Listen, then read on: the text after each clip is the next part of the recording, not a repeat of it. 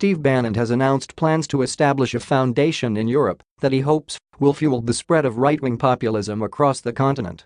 Donald Trump's former chief advisor in the White House told the Daily Beast that he wanted to offer a right-wing alternative to George Soros's Open Society Foundation, which has given away $32 billion to largely liberal causes since it was established in 1984. "Soros is brilliant," Bannon told the website. "He's evil, but he's brilliant."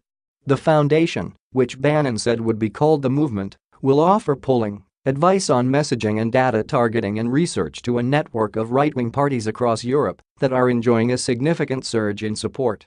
Bannon has met right-wing politicians across the continent in the past 12 months, including UKIP's former leader, Nigel Farage, members of Marine Le Pen's Rassemblement National in France and Hungary's Viktor Orban.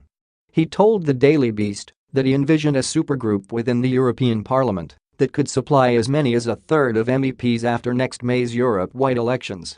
He also said he planned to spend half of his time in Europe once the US midterm elections are over in November. While Bannon has talked up his hopes of matching Soros's impact, his initial ambitions to rival the financier's reach and influence appear more modest.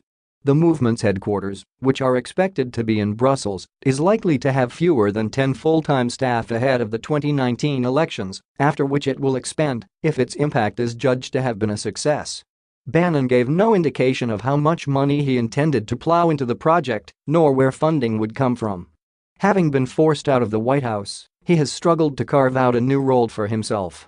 His campaign to replace dozens of Republican incumbents in the Senate with new blood has largely run into the ground. People are starting to realize that the anti-establishment thing is kind of a luxury we can't afford right now, Bannon told the New York Times in May. He appears optimistic, however, about his potential impact on the European stage, buoyed by the knowledge that the Leave campaign's victory in the Brexit referendum was achieved on a £7 million budget. He told the Daily Beast, "When they told me the spending cap was £7 million, I go, you mean £70 million? What the fuck? £7 million doesn't buy anything. It doesn't buy you Facebook data, it doesn't buy you ads, it doesn't do anything. Dude. You just took the fifth largest economy in the world out of the EU for £7 million.